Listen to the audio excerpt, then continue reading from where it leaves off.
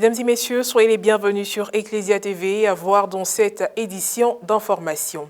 Élections législatives en Côte d'Ivoire, ouverte depuis le 24 février 2021. La période de campagne s'est refermée le 4 mars dernier.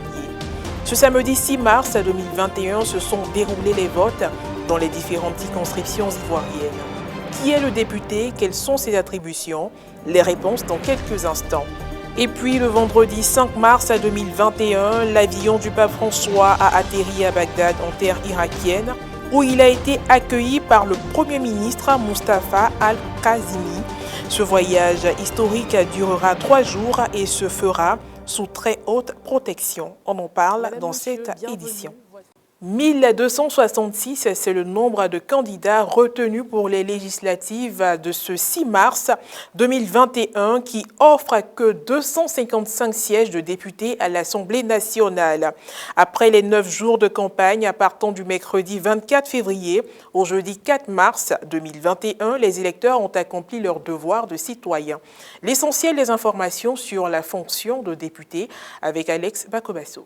Le titre député est le nom que portent les membres de l'Assemblée nationale. Le député est le représentant du peuple à l'Assemblée nationale.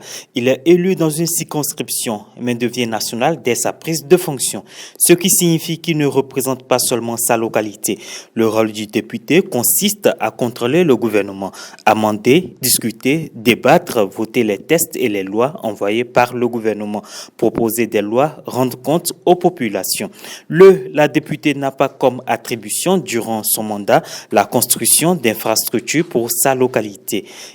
Elle doit contrôler l'exécutif pour le compte du peuple de Côte d'Ivoire, qu'il soit dans sa circonscription ou ailleurs.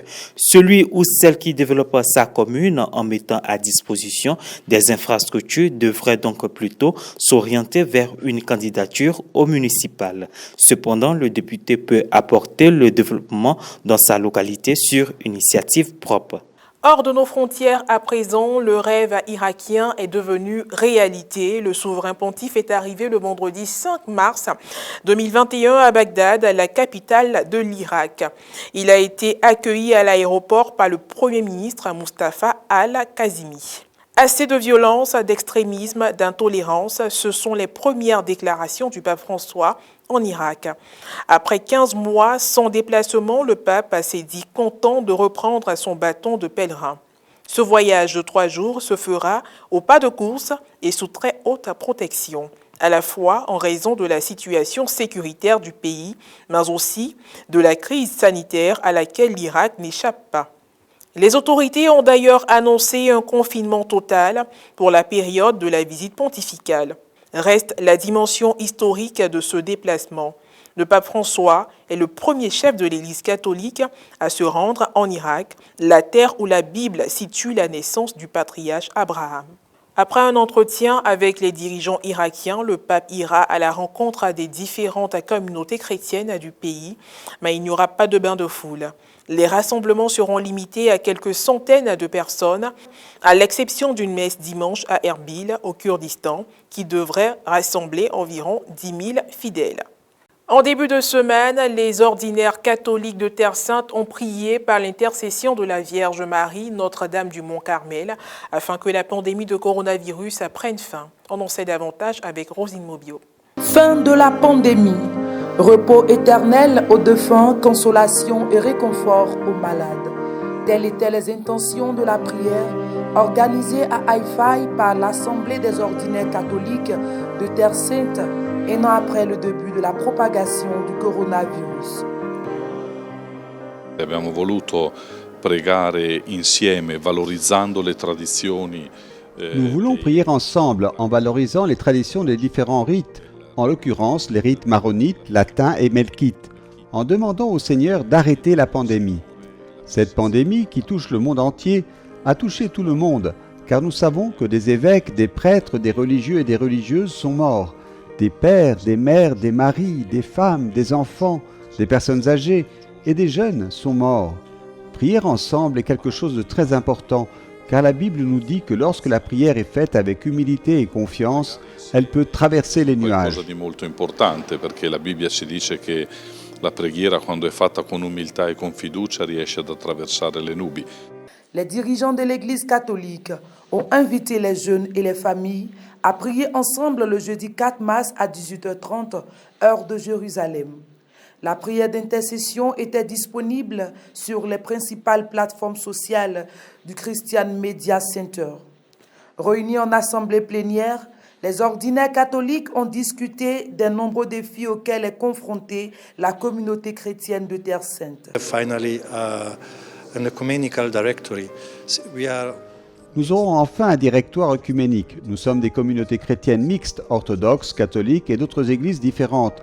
Et pour cela, nous avons besoin de lignes directrices, de savoir comment traiter avec cette merveilleuse variété de communautés, mais aussi d'avoir des instructions claires sur ce qu'il faut faire, en particulier dans les sacrements, dans les écoles, sur la manière de préserver cette belle unité et sur la manière de faire des distinctions entre les communautés chrétiennes.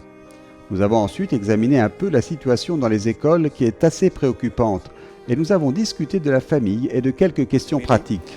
La prière s'est déroulée selon différents rites, mais la demande d'intercession auprès de Notre-Dame, notre Mère, a été unique.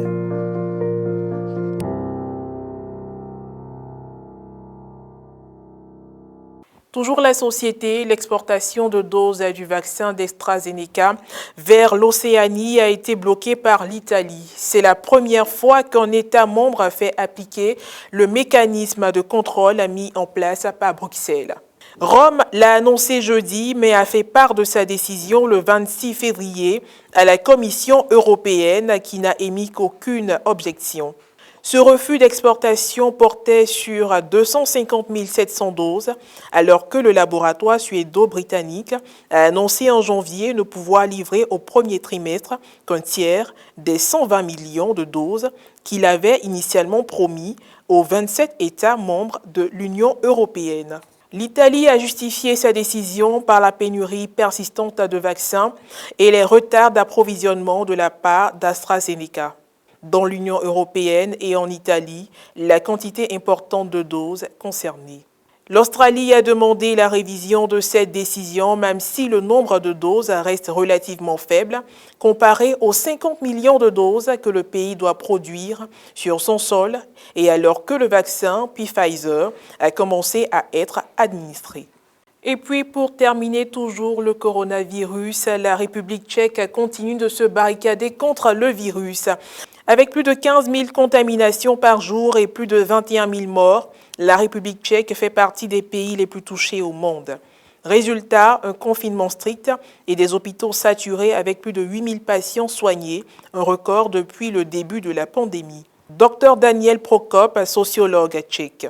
De nombreuses personnes travaillent dans les usines où le télétravail est difficile à mettre en place. Le succès du confinement est crucial, tout comme les tests et les autres mesures qui permettront de résoudre les problèmes de Covid dans les entreprises. Les tests sont désormais obligatoires dans toutes les entreprises de plus de 50 salariés. C'est le cas de la célèbre brasserie Pilsner qui emploie plus de 2000 personnes, dont 1000 à Pilsen. Rudolf Slehofer, directeur de Pilsner Urquell. Nous avons déjà commencé le dépistage volontaire depuis la semaine dernière. Les tests massifs de tous nos employés commenceront la semaine prochaine et se termineront le 12 mars. 10 000 entreprises tchèques sont concernées par la mesure, soit plus de 2 millions de personnes. Mais pour le sociologue Daniel, ce dépistage massif arrive trop tard et n'est pas suffisant. L'accent est mis sur la vaccination qui a commencé ici juste après Noël avec les personnes âgées. Jusqu'à présent, 250 000 personnes, principalement du personnel médical et des personnes âgées de plus de 80 ans, ont reçu une deuxième injection. Le gouvernement prévoit d'intensifier son programme de vaccination avec l'ouverture de centres supplémentaires où les médecins locaux pourront vacciner. C'est la fin de cette revue d'actualité. Merci de l'avoir suivi et surtout, portez-vous bien.